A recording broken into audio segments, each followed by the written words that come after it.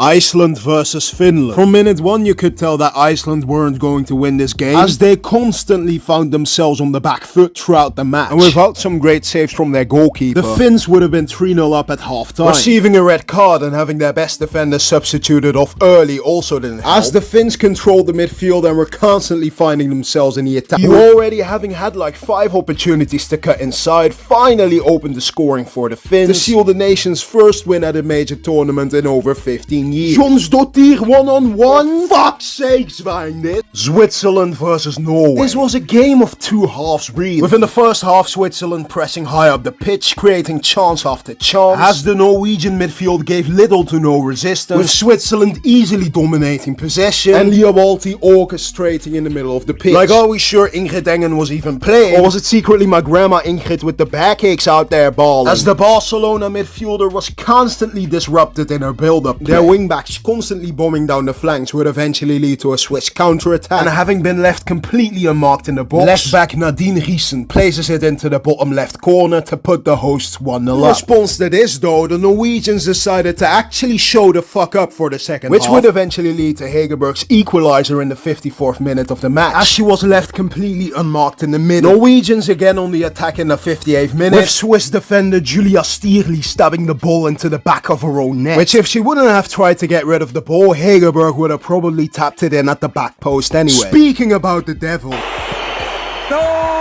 Hegerberg with the penalty, and the crowd demands a fucking refund. U15 boys team would have at least aimed that shit on target. But yeah, overall Switzerland performed well and probably deserved to score an equalizer. But then again, what the hell was that opening ceremony? That was disgrace. Belgium versus Italy. The game actually started well for the Belgians, as they were constantly finding themselves in forward positions, but failed to capitalize on that whatsoever, as they made wrong choice after wrong choice after wrong choice, with Rullard failing to convert a massive chance in the 40th minute. And if Hannah Eurlings had just jumped in the air and controlled it like a football, the Belgians would have for sure taken the lead in this game, with Italy going AWOL for most of the first half. All they needed was one good opportunity for Ariana Caruso to smash the ball into the back of the net. 1-0 to the Italians, with their manager looking more nervous than EDP during the allegations. The Italians resorted to terrorism ball as soon as the second half kicked off, constantly baiting the referee by going to the ground to waste time as much as possible, managing to completely suck the rhythm out of the game. Despite this, the Italians wasted some great opportunities to double the lead, with Michela Cambiaghi producing one of the most dreadful finishes I have ever had the displeasure of witnessing in my lifetime. Spain versus Portugal. The Spanish number 1 being unavailable saw Adriana Nanclares stepping in to replace an injured Katakoy in between the sticks. Though they could have had Pennywise the fucking clown in between the sticks for all I care, as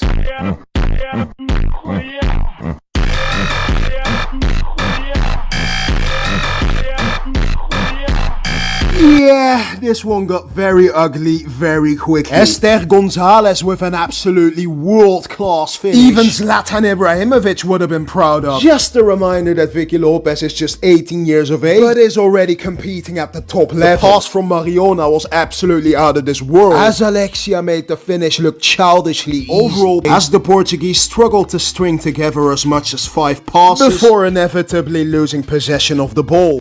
Sweden versus Denmark. The Danes set up really defensively, which led to both teams not giving each other any space whatsoever. So what you ended up with was a scrappy game, with midfield battle after midfield battle, corner after corner. Ritten Kaneryd did well in the first 30 minutes, but then fizzled out for the rest of the match, with the biggest chances in the first half corner, hadn't it been for an excellent save from the Danish goalkeeper. The second half saw the Swedes immediately on the front foot once again, Angeldal showcasing world-class off-the-ball movement to score them the opener. Sweden could have easily grabbed themselves a second, but failed to do so. And apart from Pernille Harder hitting the bar, Germany versus Poland. The first half was actually surprisingly easy. Yes, Germany had more of the possession, but were uncharacteristically sloppy with their passes, especially in the final third, with their manager looking hella uncertain as the Germans strung together wayward pass after wayward pass. The Poles, on the other hand, throwing themselves at every ball, not only managing to keep their own against the German attackers, but also hitting Germany Germany on the break. Like if Julia Gwynn hadn't injured herself by pulling off this last-ditch tackle, Pajor would have most definitely put Poland 1-0 up. Nevertheless, the Germans dominated the ball even more in the second half, with both of their wingers unleashing themselves on the Polish defense. Jules Brandt might have scored a worldie to open the scoring. It was Clara Bühl who was absolutely unstoppable on the night and would have had a hat-trick of assists if it weren't for these absolute bozos missing some absolute sitters. With Lea Schuler eventually giving head to a perfectly weighted cross by Jules Brandt to score Germany's second. Hats off to the Polish players though, who stuck to their game plan, got stuck in defensively and showed a willingness to die for the shirt, which is really impressive considering this is their first ever major tournament. Netherlands versus Wales. The Dutch, as expected, constantly on the front foot, trying to create space by trying to play in behind the Welsh defense, which wasn't made easy as Wales constantly had 8 or 9 people behind the ball at all times. The Netherlands coming close with Jill Roth hitting the bar in the 34th minute, and with the score still level, it seemed as if Wales would somehow drag the goalless scoreline into halftime, until Miedema received the ball and did this.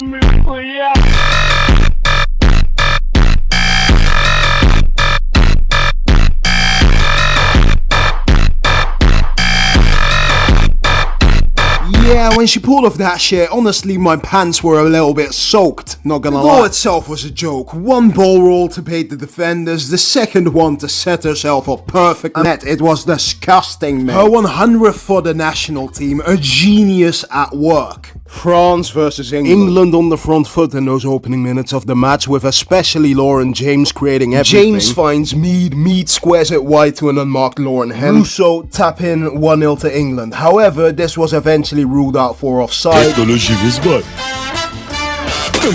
with these mere millimeters of offside going on to kill all the momentum England had been trying to build, putting a defensive fridge such as Jess Carter out of position at left back, up against a technically gifted speedster such as Cascarino, was always going to be a recipe for disaster, as all it took was one fuck up from Carter for Cascarino to rush down the wing and cross it into the path of Marie-Antoinette Catoto to put the French 1-0 up. Absolute calamitous at the back from England yet again, as they lose possession in the midfield. Bronze and Williamson bounce off each other like Oompa Loompas, only for Hannah Hampton to watch as the ball ended up flying into the back of her net. And in the end, the only ones who robbed England here were England themselves with their shitty performance.